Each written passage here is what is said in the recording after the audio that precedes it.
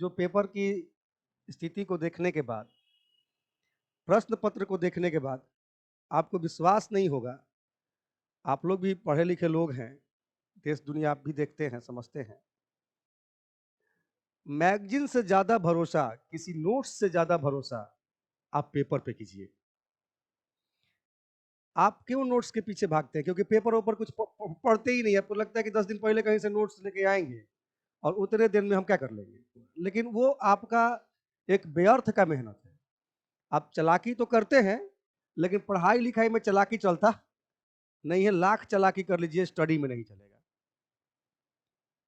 भाई आप चालाकी क्या कीजिएगा? चालाकी आप कोचिंग संस्थान में बैच के टाइम के इधर उधर फी को इधर उधर करने में कर सकते हैं। अचीवमेंट में जो चीज प्राप्त करना है, जो पढ़ के प्राप्त करना है, उसमें कोई चालाकी चलेगा? कोई नहीं चलेगा। आप लाख उपाय कर लीजिए, पढ़ाई लिखाई में कोई चालाकी नहीं चलता है। वो थोड़ा बहुत इधर उधर का चालाकी चलता है, ये सब चालाकी नहीं चलता है। अब देखिए ये जो न्यूज है,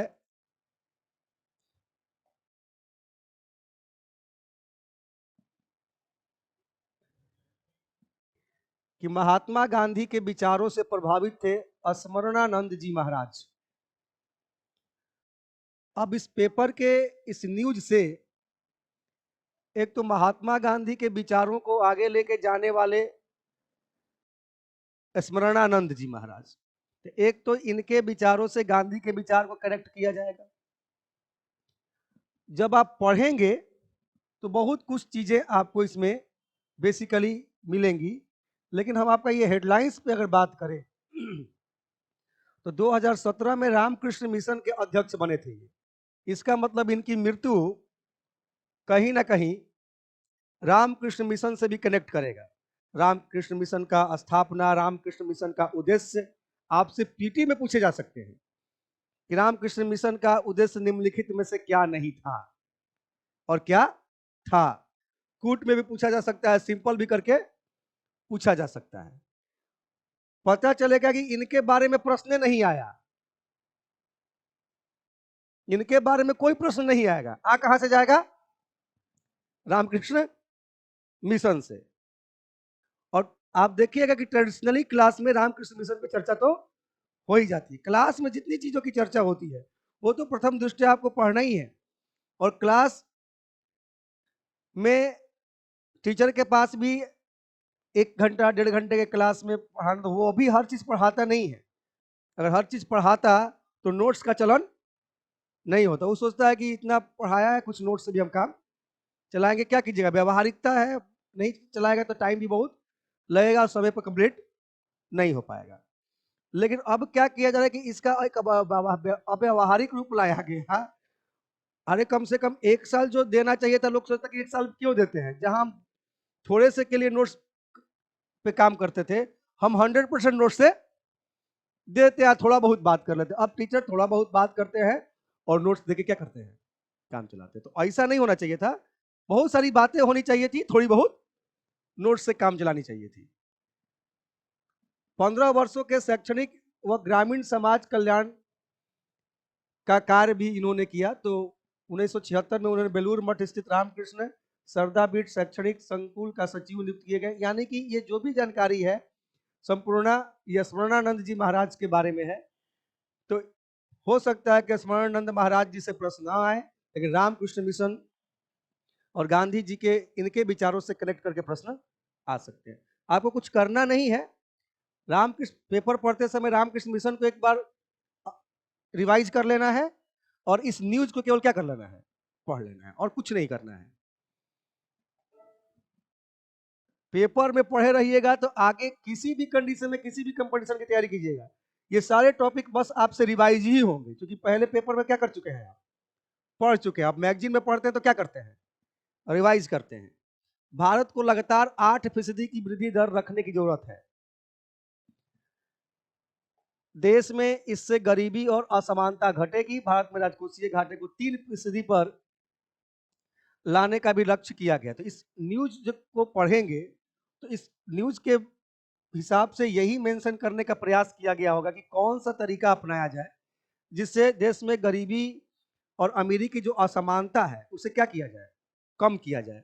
देखेंगे बड़ा रिकॉर्डेड बातें इसमें आपको मिलेंगी आंकड़ों के साथ कि भारत को गरीबी और असमानता को कम करने तथा पर्याप्त संख्या में नौकरियों के सृजन के लिए निरंतर आधार पर 8% की आर्थिक वृद्धि दर हासिल करने की जरूरत है, तब जाके आपकी बेसिक समस्याएं क्या होंगी, क्लियर, ठीक होंगी।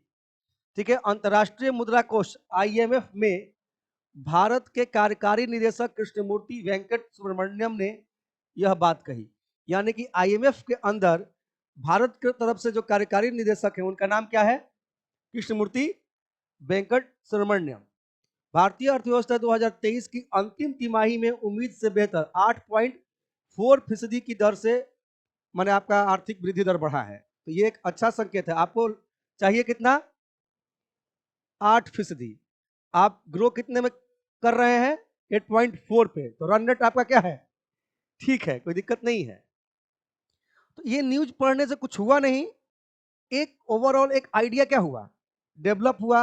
आपको किसी चीज को समझने का जो आपको कोई कहेगा कि नहीं भारत की गरीबी को दूर करना है, भारत में रोजगार को सृजन करना है, तो तुरंत भाई रोजगार हमने पढ़ा था कि रोजगार सृजन करने के लिए, रोजगारी को दूर करने के लिए, देश की अर्थव्यवस्था को बेहतर करने के लिए, अमीरी गरीबी की असमानता को कम करने के लिए कम से कम भारत को 8% के वृद्धि दर से क्या करना होगा, विकास करना होगा। तब ये जो चीजें आप आंकड़ों के साथ प्रस्तुत किए, ये कैसे कीजिएगा, हवा में कीजिएगा। हम लोग भी अगर बात करेंगे तो हवा में कैसे करेंगे, कितना दिन बर्दाश्त कीजिएगा। हमको तो आधार बेस देना पड़ेगा ना। तो ये सब पढ़ने से ही आधार बेस आता है, ये सब के क्लास नहीं होता है। ये सब विद्यार्थी का काम है कि जागरूक रह के सब न्यूज पे क्या रखना, ध्यान रखना। ये सब के कोई क्लास होता है, RSDA कॉन्सेप्ट है कि पेपर के कटिंग पे आपको क्या दे रहा है, क्लास दे रहा है कि कम से कम पेपर पढ़ने आए कि क्या पेपर में छोड़ना है और क्या पेपर में पढ़ना है। महिलाओं की कुल आबादी में 37% लोग रोजगार में हैं, यानी कि एक बेहतर आंकड़ा ये आपके सामने दिखाई दे रहा है। ठीक है। भारत में लगभग 69.2 करोड़ महिलाओं की कुल आबादी में से 37% सक्रिय रूप से रोजगार में है। 69.2 करोड़ में इसका 37% जितना हो उतना लोग क्या है, ये कोई खराब नहीं है स्थिति। 37% महिलाओं का रोजगार में होना ये कोई खराब स्थिति नहीं मानी जाएगी, ये ठीक स्थिति है। लेकिन इसको और बढ़ाने की क्या है, आवश्यकता है, इसको और बेहतर करने की आवश्यकता है। अब आमतौर पे बातचीत करते करते आपके मुंह से निकल जाएगा कि भारत के अंदर कम से कम 70 करोड़ महिलाओं की जनसंख्या है, और 70 करोड़ महिलाओं में से अगर उसको 100% मान लिया जाए तो 37% ही महिलाएं रोजगार में हैं किसी न किसी रूप में। तो ये आंकड़ा जो प्रस्तुत किया आपने, कह दिया, हवा में तो नहीं किया। कोई व्यक्ति आप बोल दिया आंकड़े, कोई सर्चो करेगा तो लगभग यही आसपास निकलेगा। तो इसलिए ये सब अखबार पढ़ते समय थोड़ा बहुत इस आंकड़ों पे ध्यान रखने की क्या होती है, आवश्यकता। इससे आपका पर्सनालिटी क्या होता है, विकास करता है। अब काम की ही न्यूज आपको दिखा रहे हैं। इस तरह खत्म हुआ एक देश एक चुनाव। अब देखिए, ये हम न्यूज नहीं भी देते, शामिल नहीं करते, तब भी कोई दिक्कत नहीं थी। ये सब न्यूज प्रकाश में इसलिए आ रहा है, इस तरह के न्यूज पे इसलिए चर्चा हो रहा है, पेपर में इसलिए छप रहा है कि हाल ही में रामनाथ कोविंद ने की जो समिति बनी थी कि एक साथ लोकसभा और विधानसभा का चुनाव किया जाए कि नहीं किया जाए, उसके लिए रामनाथ कोविंद समिति को गठित किया गया था। और वो समिति ने अपना रिपोर्ट राष्ट्रपति को क्या कर दिया है, सौंप दिया है। और इस कारण से ये चर्चा का क्या बना हुआ है, विषय बना हुआ है।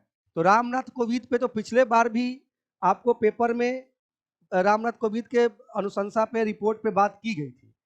अब थोड़ा सा उसका ऐतिहासिक पहलू है। पहले भी जब गठित किया गया था, उस समय भी खूब चर्चा रहा था।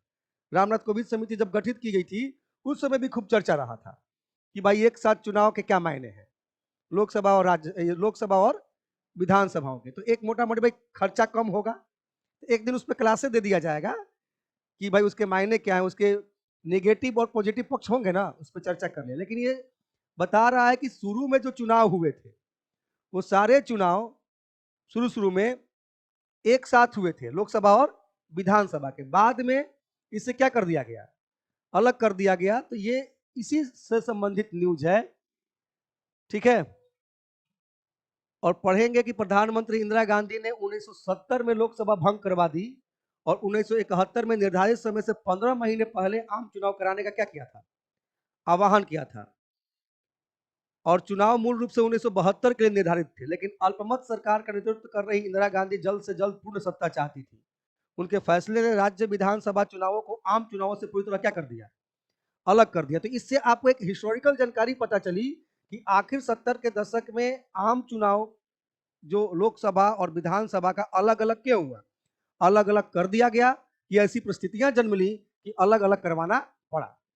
तो आपको सिचुएशंस, आपको इस न्यूज से क्या होगा, पता चल जाएगा कि किस सिचुएशन में लोकसभा का चुनाव और विधानसभा का चुनाव अलग अलग हो गया। क्या अनवरत योजना का जो समय है आपका 1900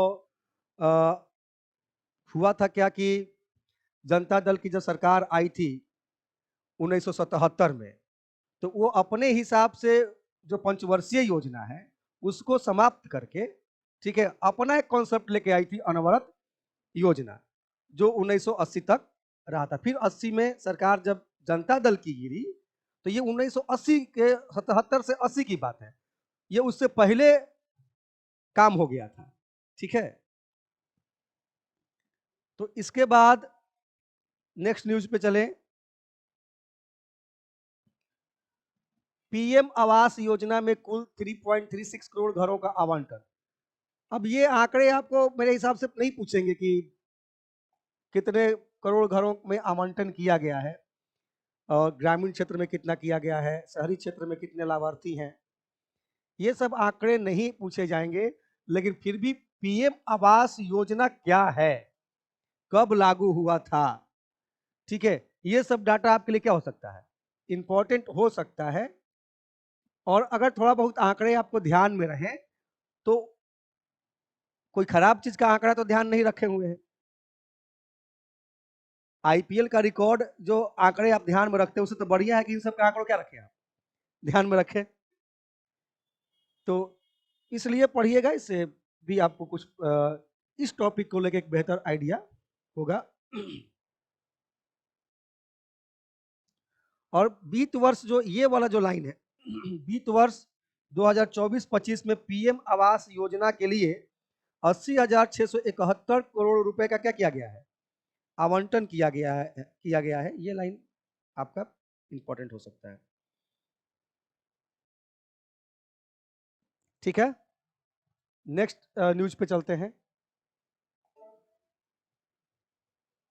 खत्म हो गया क्या? आकाशगंगा के शुरुआती तारों के समूह का लगाया पता। देखिए आमतौर पे ऐसे न्यूज से भी प्रश्न नहीं होते हैं, लेकिन न्यूज में जो चीजें मेंशन की जाती हैं वो आपके लिए क्या हो जाता है, इंपॉर्टेंट हो जाता है। जैसे खगोलविद ने ब्रह्मांड की पहली मंदाकिनी के बनने की शुरुआत के समय, यानी लगभग 12 से 13 अरब वर्ष पहले, ज्योग्राफी में ये सब हम लोग पढ़ाते ही हैं, हमारी आकाशगंगा के शुरुआती तारों के समूहों का पता लगाकर उन्होंने शक्ति और शिव नाम दिया है। तो ये क्या हो जाता है, इंपॉर्टेंट हो जाता है कि उसका नाम क्या दिया गया। आकाशगंगा के शुरुआती तारों के समूह का पता लगाया गया है और उस आकाशगंगा समूहों का नाम क्या रखा गया है, शक्ति और शिव। तो ये एक नए अनुसंधान चल रहे हैं और इसकी खगोल वैज्ञानिकों ने कहा है कि अनुसंधान के निष्कर्ष से पता चलता है कि तारों के ये शुरुआती समूह आज के समय के बड़े शहरों के आकार के समान थे। वैज्ञानिकों के अनुसार ऐसा माना जाता है कि आकाशगंगा छोटी मंदाकिनियों के विलय से बनी है, जिससे तारों के बड़े समूहों के निर्माण का मार्ग प्रशस्त हुआ। तो इतना चीज हम ये सब चीज बेसिको ज्योग्राफी में देखे होंगे, पढ़े होंगे, तारों का जन्म और मृत्यु, तारों का जन्म कैसे होता है, उसकी मृत्यु कैसे होती है, आकाशगंगाएं इत्यादि के बारे में जानकारी हम लोग बेसिक क्लास में भी लेते हैं।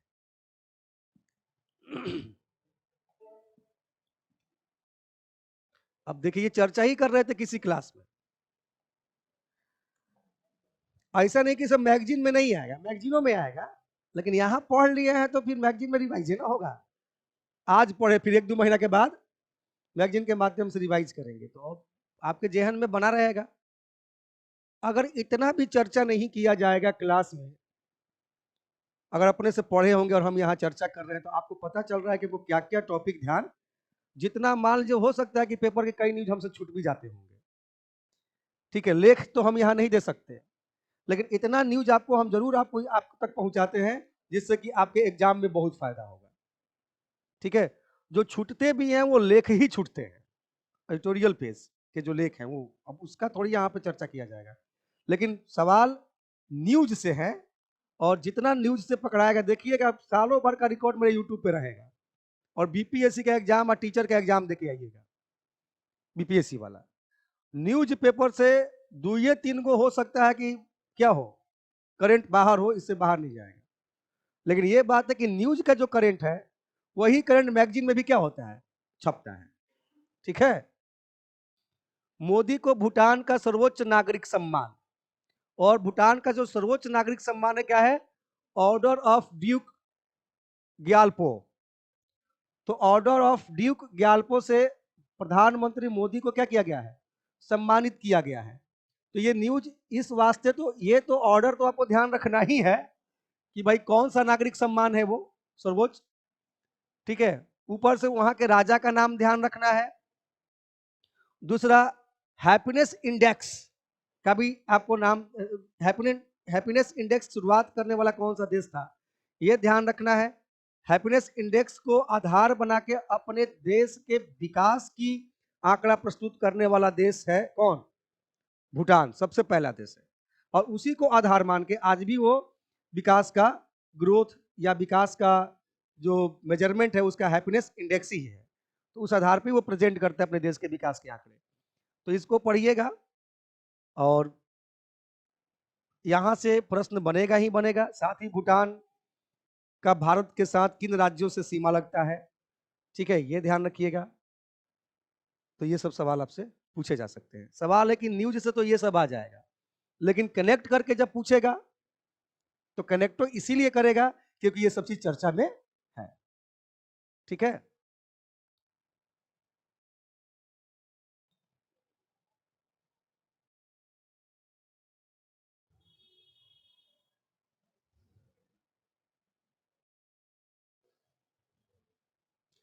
जैसे पढ़ते समय इस सब पे भी क्या रखिएगा, ध्यान रखिएगा।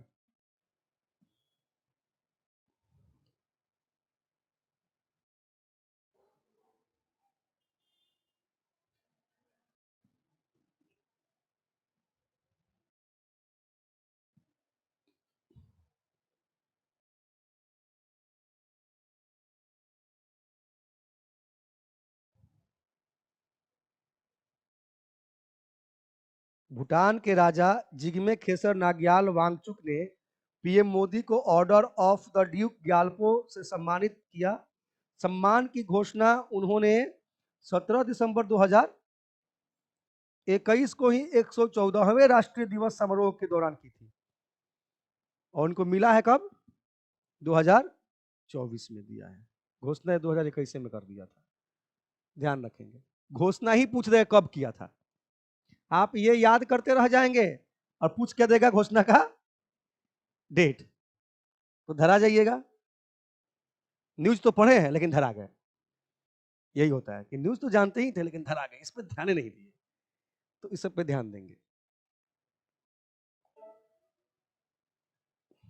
ये खत्म हो गया आज का क्लास, पेपर पे इतना ही।